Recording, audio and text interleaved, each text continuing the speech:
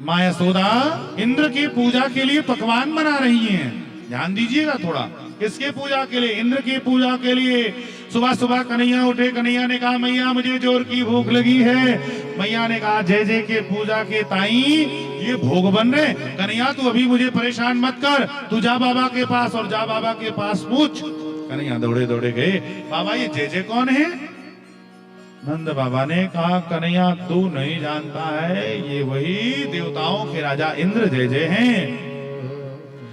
कथ्यता में पिता को हम संभ्रमो वा उपागता किम फलम कस्य चोदेश केन वे साध्यते मखः।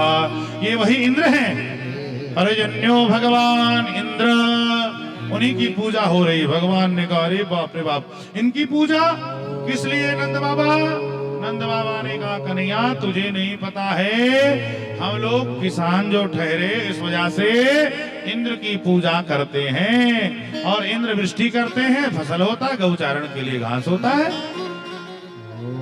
कन्हैया ने कहा देखो आज से इंद्र की पूजा बंद, आज से गोवर्धन नाथ भगवान की पूजा चालू। नंद बाबा ने कहा तेरे गोवर्धन नाथ भगवान क्या करते हैं? बोले पूरे संसार की रक्षा करते हैं, गौओं की रक्षा करते हैं, महात्माओं की रक्षा करते हैं, ब्राह्मणों की रक्षा करते हैं। अच्छा हम लोगों की रक्षा करेंगे, इंद्र कुपित नहीं होंगे?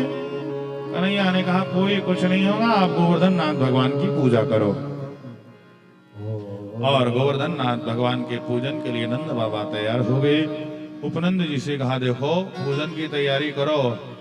नंद बाबा ने पूछा कन्हैया से एक बात बताओ कन्हैया, तेरे भगवान के लिए पूजन की क्या व्यवस्था चाहिए, कैसे कैसे क्या होगा, कुछ बताओगे क्या? कन्हैया ने कहा बाबा पूजन के लिए चंदन हल्दी अक्षत रहेगा तो चल जाएगा, लेकिन खाने के लिए 56 भोग से यदि एक भी आइटम कम हो गया तो भगवान भोजन नहीं स्वीकार करेंगे, भोग स्वीकार नहीं करेंगे। नंद बाबा ने कहा कन्हैया घबराओ मत, पूजन भी व्यवस्थित रहेगा और भोजन भी व्यवस्थित रहेगा, भोग भी व्यवस्थित रहेगा। उपनंद जी से कहा ब्रजवासियों सब लोग 56 भोग बनाओ, और माँ यशोदा से भी नंद बाबा ने कह दिया भोग बनाओ और अपने अपने बैलगाड़ी पे लाद करके लेकर के चलो। सब लोग बैलगाड़ी पर लादे हैं और लाद कर करके लेकर के चल रहे हैं। पहुंच गए और जैसे गोवर्धन नाथ भगवान के पास पहुंचे तुरंत कन्हैया ने जयकारा लगाया, बोले गोवर्धन नाथ भगवान की। तुरंत हमारे कन्हैया ने जयकारा लगा दिया और समस्त ब्रजवासी प्रसन्न हो गए। हाँ कन्हैया तेरे गोवर्धन नाथ भगवान तो 7 कोस के हैं, बहुत विशाल हैं तेरे गोवर्धन नाथ भगवान। समस्त ब्रजवासी प्रसन्न हो गए। कन्हैया ने कहा ब्रजवासियों पहले गोवर्धन नाथ भगवान को स्नान कराओ। ब्रजवासियों ने कहा कन्हैया बिल्कुल कराऊंगा।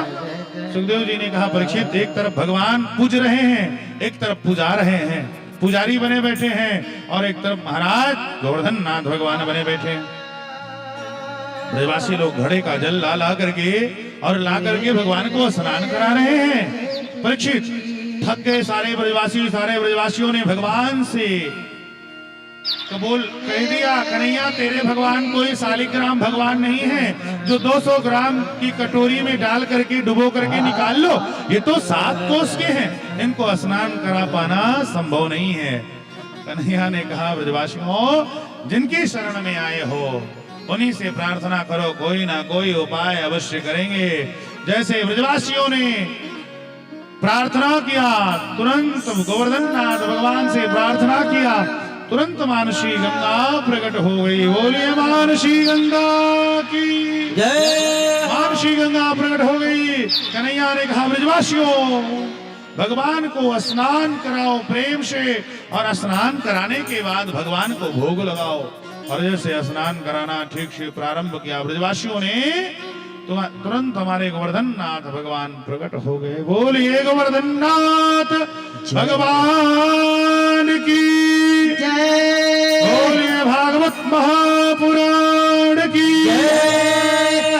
तुरंत हमारे प्रभु प्रकट हो गए। कन्हैया ने कहा ब्रजवासियों भोग लगाओ, और जब तक भगवान प्रसाद को पाए तब तक हम लोग अपने मन को लेकर के चले गोवर्धन नाथ भगवान के पास में ना। हम लोग शरीर से तो नहीं जा पाए होंगे। पूछ लूं कितने लोग गोवर्धन नाथ भगवान का परिक्रमा किए हैं? चलिए, हमारे मुख्य यजमान जी कर लिए 2 3 4 5, बस बाकी लोग क्या मतलब है, दाल चावल रोटी सब्जी संध्या सुबह मिल ही रहा चकाचक और बिस्तर लगा ही हुआ है, क्या जरूरत वहां तक जाने की। हाँ ठीक, तो अगर नहीं गए हैं तो चलिए आज मन से चला जाए, शरीर से यहीं रहिए और तुरंत अपनी अपनी गाड़ी निकालिए और स्पीड खूब, मन का वाहन बड़ा तेज चलता है। हम सोचे तुरंत गोवर्धन नाथ पर्वत के पास पहुंच गए। अब हम लोग अपने मन को चारों तरफ भगवान की तरफ भ्रमण करेंगे मन ही मन, और भगवान से निवेदन करेंगे प्रभु हमारे इस प्रार्थना को स्वीकार करिए कि आज तो हम मन से आ रहे हैं, लेकिन आपकी कृपा हो जाए तो तन से आ जाएंगे। और चलिए हम लोग परिक्रमा करने के लिए चलते हैं।